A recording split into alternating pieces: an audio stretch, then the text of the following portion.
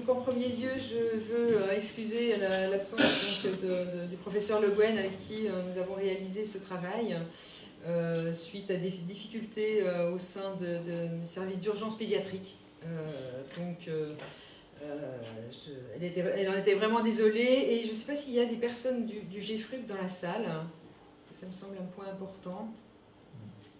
Voilà. Bon. Parce que en fait, cette étude, donc, cette enquête a été réalisée avec le groupe des médecins pédiatres du GFRUP, et il est vrai que j'ai un peu limité. Les diapositives, et je pense que j'ai bien fait, puisque c'était quand même pour avoir éventuellement un échange avec les pédiatres. Donc vous allez voir le diaporama un petit peu plus synthétique en tout cas. Et je voulais aussi remercier Doriane Thiebaud, donc du réseau des urgences, et je sais qu'également Héloïse Savol a participé à ce travail, donc vraiment je vous en remercie. Il est vrai que les données étaient nationales et j'ai pas fini encore les remerciements, et je remercie également Gilles Faugeras qui a travaillé avec elle. Voilà. Alors je rappelle la méthode de travail pour cette enquête. C'est déjà, il fallait donner une définition, parce que on a bien vu que on en a beaucoup parlé, on a beaucoup discuté, on s'est beaucoup interrogé, et bon, il a bien fallu à un moment donné qu'on accouche d'une définition. Donc voilà, on l'a donné de cette façon, en disant que institut pédiatrique, donc c'était un service d'urgence qui avait plus de 90% de patients de moins de 18 ans, avec des locaux individualisés des adultes. Alors, lorsqu'on a fait cette enquête et qu'on s'est rencontré bien sûr avec les pédiatres, on a vu qu'on avait peu de connaissances en fin de compte des structures d'urgence qui géraient l'activité de pédiatrie, puisque les services d'urgence polyvalents traitent de la pédiatrie. Ils font effectivement, pour la plupart, de l'activité pédiatrique traumatologique lorsqu'ils sont sites pilotes, ou alors ils font de l'activité pédiatrique lorsque c'est des petits sites effectivement d'urgence.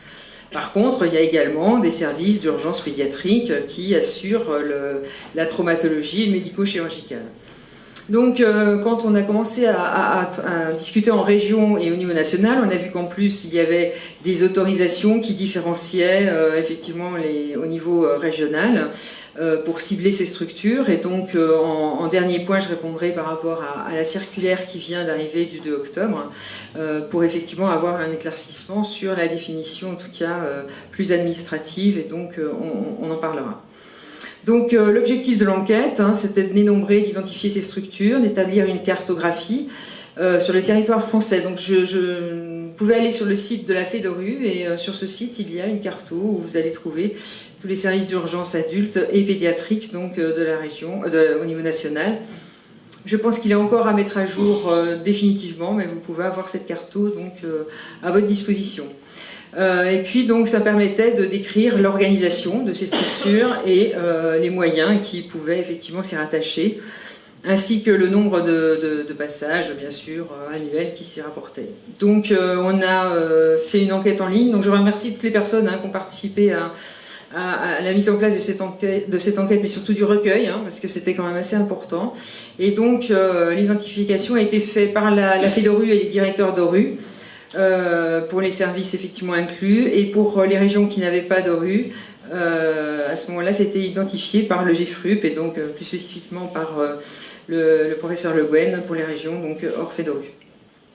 Donc voilà, donc j'ai simplement ciblé, on avait fait donc un distinguo entre le nombre de réponses obtenues et le nombre de réponses par rapport au nombre de réponses attendues, et puis simplement à droite le fait que ça avait été validé par le référent régional, et on voit qu'au total donc on a eu 77 réponses sur 88 obtenues, donc on est quand même pas loin de l'exhaustivité, et qu'on avait quasiment une validation par tous les directeurs d'ORU. Donc les réponses obtenues nous ont permis de voir que nous avions 32 réponses pour les CHU, 45 pour les CH, avant sachant qu'il y avait un établissement privé, et que donc sur l'attendu de 85, on avait 77 réponses.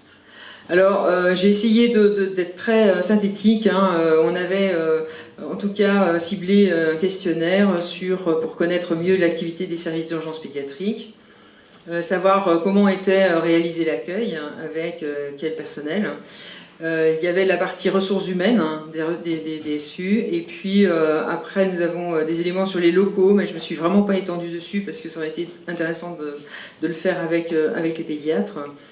Et nous avons un plateau technique donc, de l'établissement siège d'un SU, où ça paraissait important en tout cas, dans la réalisation de l'enquête, d'avoir ces éléments pour les pédiatres. Mais on leur enverra de toute façon le diaporama et on en discutera après ensemble dans nos réunions communes que nous avons à la fille de rue avec eux. Donc ce qu'on peut dire déjà, c'est que l'enquête est représentative de la moitié de l'activité pédiatrique au niveau national. L'autre moitié étant réalisée donc par les SU polyvalents qui assurent une activité traumatologique, comme je vous l'ai dit tout de suite, hein, sur des sites pivots ayant un SUP. Pour répondre un tout petit peu à la question qu'Anne a posée ce matin, Dr Lecoq, donc on y reviendra, je pense, tout à l'heure. Donc sur l'activité, donc on voit que on a séparé hein, en fonction donc bien sûr du nombre de passages. Et puis, donc, on voit bien que le nombre donc, de SUP, le nombre de passages est effectivement plus important lorsque nous sommes dans... Alors, CHU en bleu, pardon, et puis en ocre, donc les CH.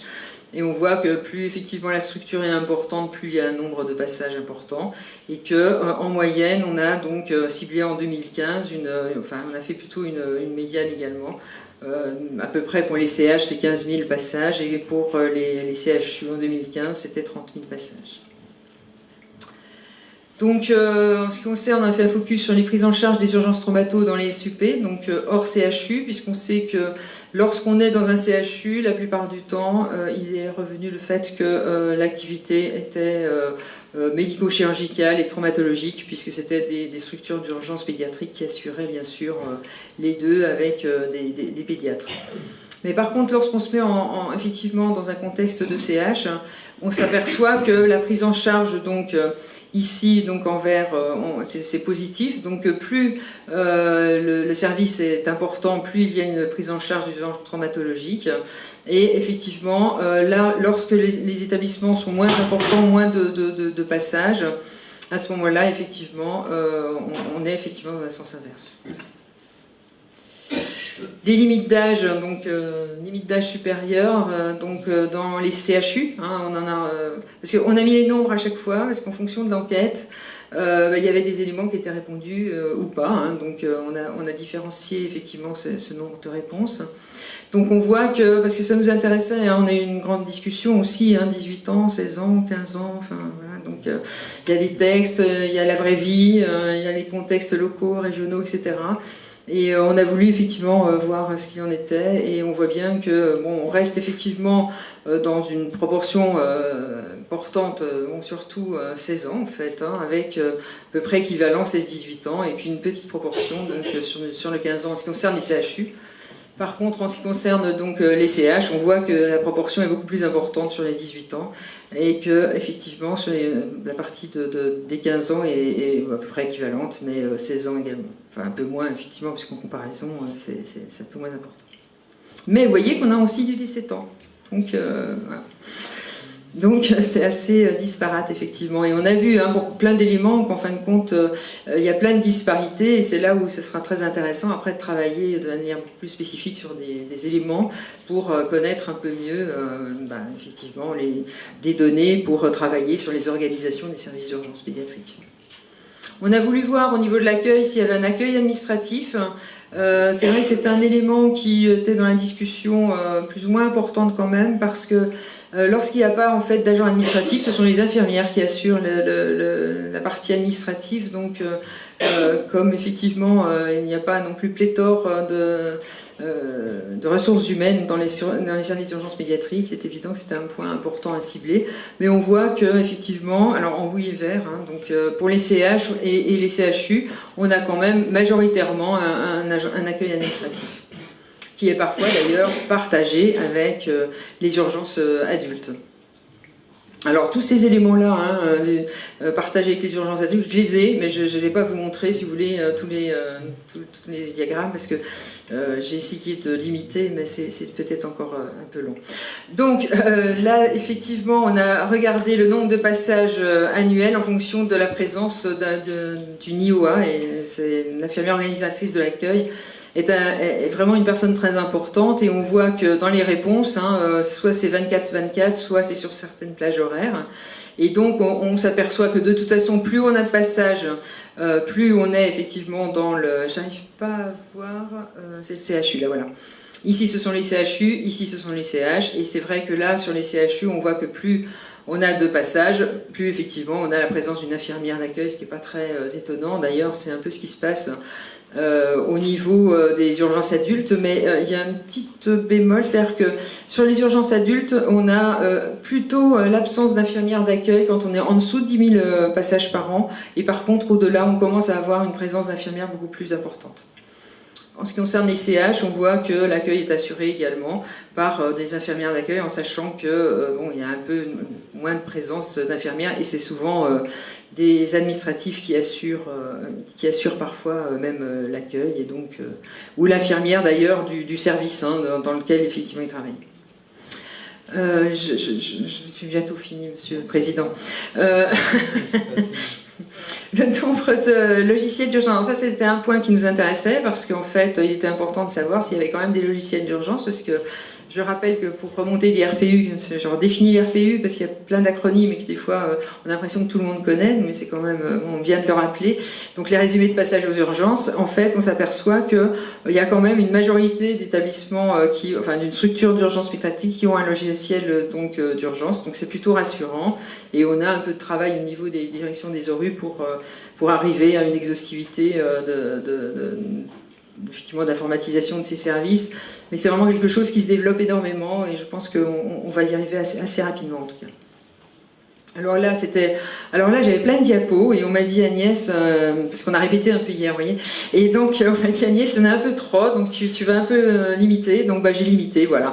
Donc, parce que bon, on va pas discuter effectivement de ces éléments aujourd'hui, simplement on voit qu'en poste la journée, donc il y a la différence entre la journée et sur une plage PDS.